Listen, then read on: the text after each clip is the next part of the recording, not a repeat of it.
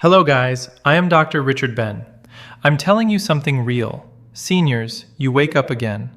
2 a.m., 3 a.m., 4 a.m., your eyes open, your body tired, your mind still on alert, and that same trip to the bathroom you didn't choose. You've tried everything, less water, earlier sleep, different routines, yet nothing changed, because the real cause was never where you were looking. Tonight, you're going to understand what's truly happening inside your body and why fixing it is simpler and more possible than you think. You wake up 1, 2, 3 times every night to go to the bathroom, even though you barely drank any water. And the next day, you wake up exhausted, with a heavy head, as if those hours in bed didn't help at all. I want you to know something that probably no one has explained to you clearly. The problem is almost never where you think it is. It's not your bladder, it's not your age, and it's not because you drink too much. The problem lies in something your body needs at night to function properly. Something it is silently lacking without showing clear signs during the day. And the most frustrating part is that you've already tried everything, haven't you? You stopped drinking water after 6 p.m., you went to bed earlier, maybe you even took something to help you sleep, and still, you woke up the same way. It's not that you didn't try, it's that you were treating the symptom, not the real cause. Today, I'm going to explain exactly which nutrient your body is missing, why almost no doctor checks it during routine exams, how to use it correctly, and what the most common mistake is that prevents it from working, even if you're already taking it. Stay until the end, because that mistake is the most important part of this entire video. I am Dr. Richard Ben. Every week, I share practical health information for older adults, without exaggerations and without empty promises. Let's begin. What you are experiencing has a medical name. It's called Nocturia. Noc refers to night, and uria refers to urine. It means waking up during the night with the need to go to the bathroom. And although it is very common in people over 60, there is something important I want you to understand. Just because it's common does not mean it's normal. Just because many people experience it does not mean you have to accept living this way. Most people believe the problem is in the bladder. The logic seems obvious. If the bladder could hold more, they would sleep better. So they stop drinking water, reduce fluids from midday, try to hold it longer before going to bed, and yet they still wake up 2, 3, even 4 times. Why? Because they were looking in the wrong place. Let me explain the real mechanism with an image you'll never forget. Imagine you have an alarm system in your house. That alarm is so poorly calibrated that it goes off at anything: the wind, a distant noise, even a fly passing near the sensor. Every time it sounds, you think something is wrong. You get up, you check, and there's nothing. The alarm isn't detecting real danger, it's just overly sensitive. That is exactly what happens in the body of people who wake up at night. The nervous system becomes so sensitive, so alert, that it reacts excessively to any signal, including a bladder that only has a small amount of urine, something that could easily wait until morning. And there is one factor that makes everything worse. When your sleep is light and shallow, when you never reach deep restorative sleep, anything can wake you up. A small noise, a passing thought, a mild sensation, or that slight pressure in the bladder. Not because the bladder is full, but because the brain never fully switched off, never lowered its guard enough to ignore signals that are not urgent. When sleep is truly deep, the brain does something extraordinary. It turns off non-urgent signals. The bladder may contain some urine, the brain is aware of it, but it chooses not to wake you because it's not necessary yet. That's what should happen. That's what used to happen when you were 40 years old. What we are trying to do is not force the body to hold more. What we want is to restore the brain's ability to decide. To understand the solution, you need to understand what happens inside the body when you lie down to sleep. When you go to bed, your body should begin what doctors call the process of nighttime inhibition. It's similar to turning off a car engine. Gradually, the temperature drops, the heart rate slows, blood pressure decreases, the nervous system stops sending alert signals, and the body can finally enter that deep sleep that truly restores it. But in many older adults, that slow-down process doesn't happen properly. The engine never fully turns off. The nervous system stays active, stays in alert mode, even when the body is lying down and the eyes are closed. And in that constant state of alertness, everything feels urgent. A half-full bladder feels full. A distant noise feels close. A small thought turns into worry. The body doesn't rest, it stays on guard. Why does this happen? There are several reasons that often combine. Accumulated stress from the day, late-night screen use, sugar, afternoon coffee, constant worry. But there is another reason, silent, painless, and unnoticed during the day, that changes everything at night. A reason related to something the body is lacking, something so small it could fit in a spoon. I'm talking about vitamin B1, also known as thiamine. Now pause for a moment. Before jumping to conclusions, listen carefully. I'm not telling you that vitamin B1 is a magic pill that will make you sleep 8 hours straight on the first night. That doesn't exist, and I won't promise that. What I'm telling you is something much more realistic and more interesting. Vitamin B1 has an essential role in the body. It acts as a cofactor that the nervous system needs to produce cellular energy efficiently. But more importantly for what we're discussing, thiamine is directly involved in the synthesis of GABA neurotransmitter, the brain's main inhibitory neurotransmitter. GABA is literally the brake of the nervous system. It allows the brain to slow down at night. It makes deep sleep possible and sustainable. When vitamin B1 levels are adequate, GABA is produced properly, and the nervous system can regulate itself. But when B1 levels are low, that braking system doesn't work well. Signals fire uncontrollably. The nervous system cannot calm down, and at night, that becomes a real problem. Think of it this way. Imagine an orchestra. When all the musicians play at the right time and at the right volume, the result is beautiful, harmonious music. But if some instruments start playing when they shouldn't, too loud at the wrong moment, the result is noise. That's exactly what happens to the nervous system when it lacks vitamin B1. The instruments start playing when they shouldn't. Nerve signals fire at night when they should be silent, and one of those unnecessary signals is the one coming from the bladder. And why does this deficiency happen in so many older adults without anyone noticing? There are 4 main reasons, and they often occur together. First, with age, the small intestine reduces its ability to absorb water-soluble vitamins, and B1 is one of the most affected. Second, regular consumption of sugar, coffee, and alcohol depletes thiamine reserves much faster than normal, because the body uses it to metabolize those substances. Third, certain very common medications in older adults, especially some loop diuretics like furosemide, increase the urinary loss of thiamine directly. And fourth, almost no doctor routinely tests vitamin B1 levels during standard checkups, so the deficiency can go unnoticed for years while nighttime function continues to decline.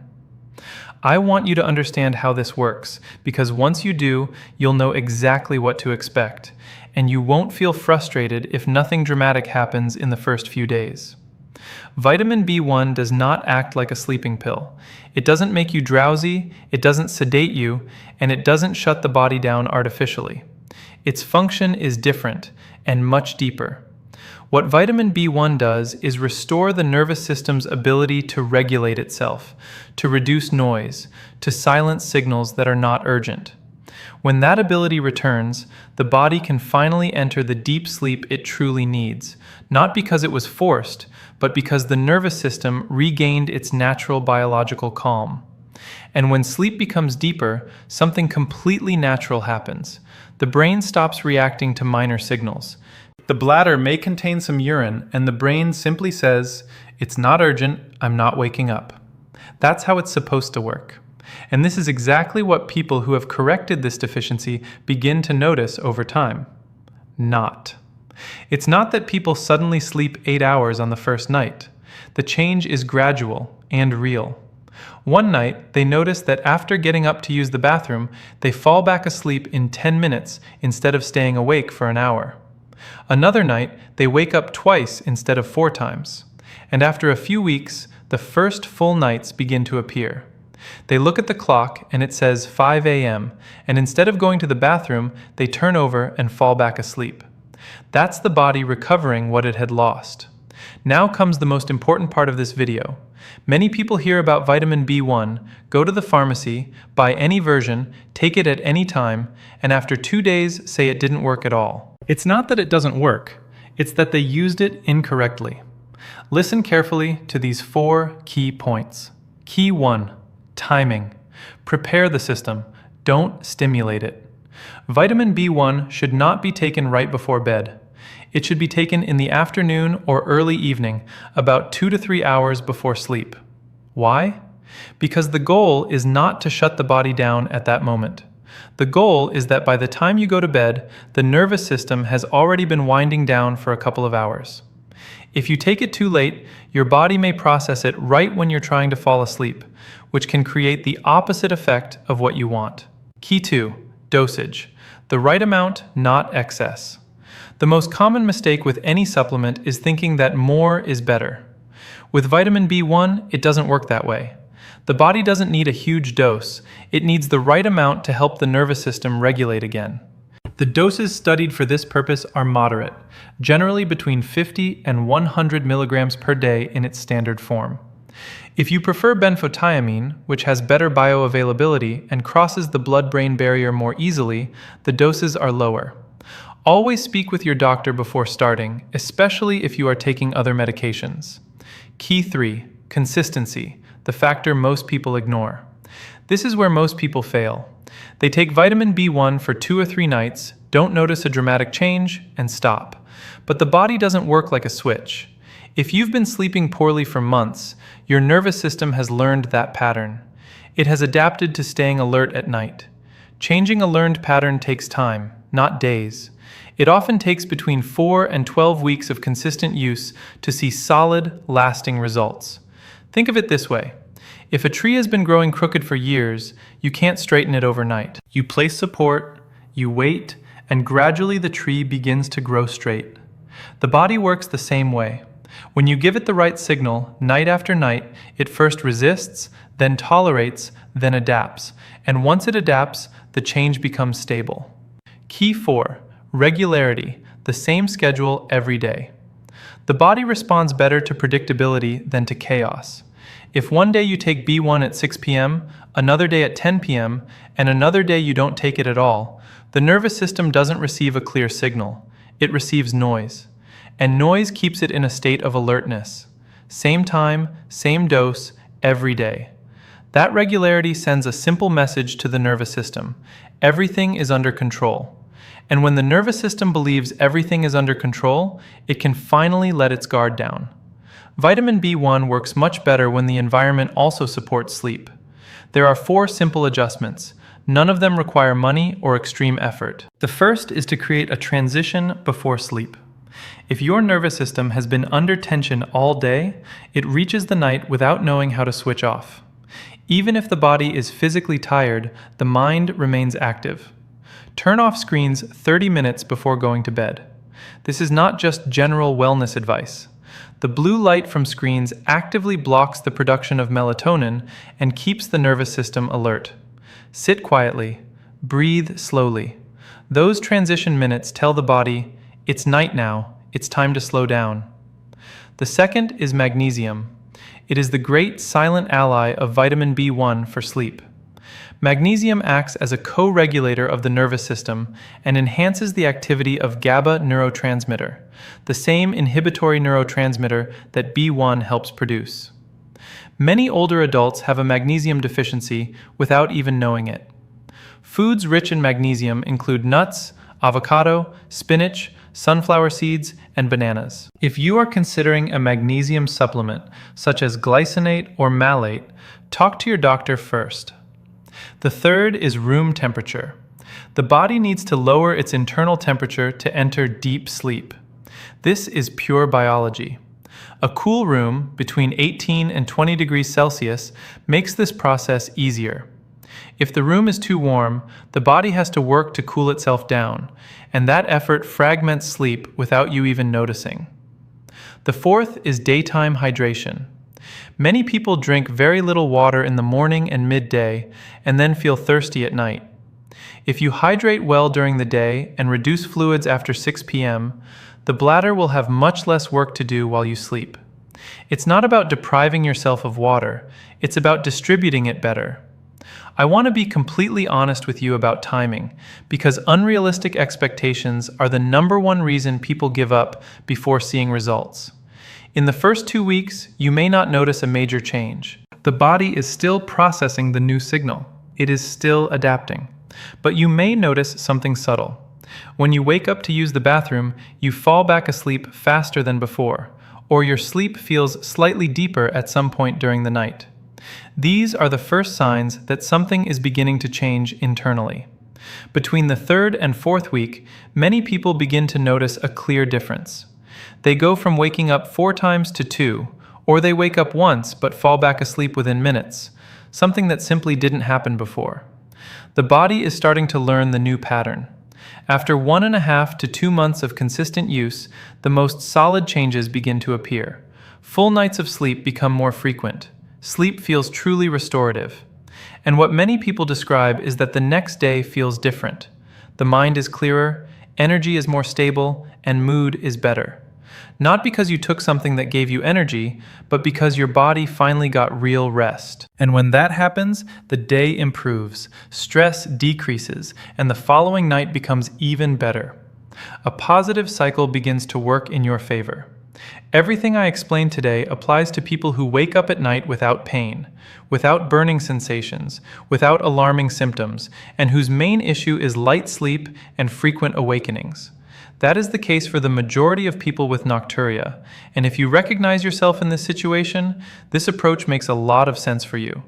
But if you also experience burning when you urinate, if there is blood in your urine, if you have a fever, if there is pain in your lower abdomen or back, if you have lost weight unintentionally, or if your symptoms worsen week after week without explanation, those are signs that something more serious may be going on.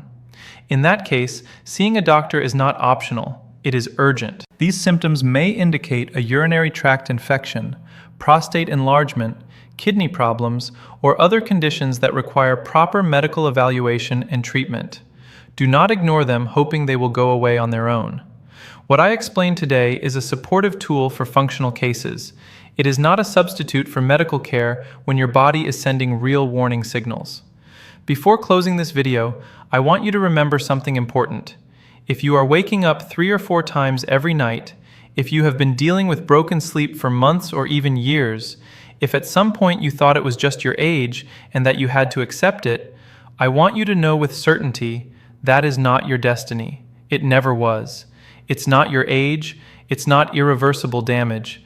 It's a system that is out of balance, and systems can be rebalanced.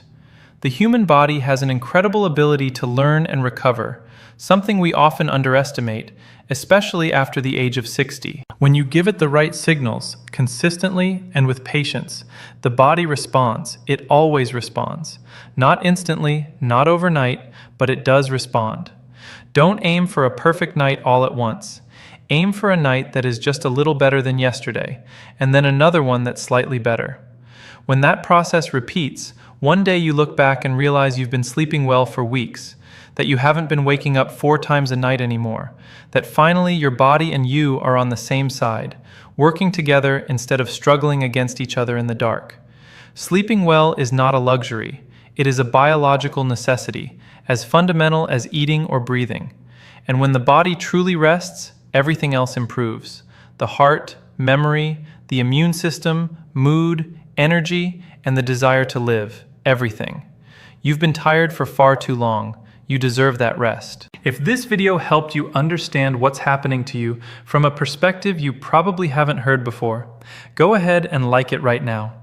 That small action tells the YouTube algorithm that this content is valuable and helps it reach more older adults who have been struggling to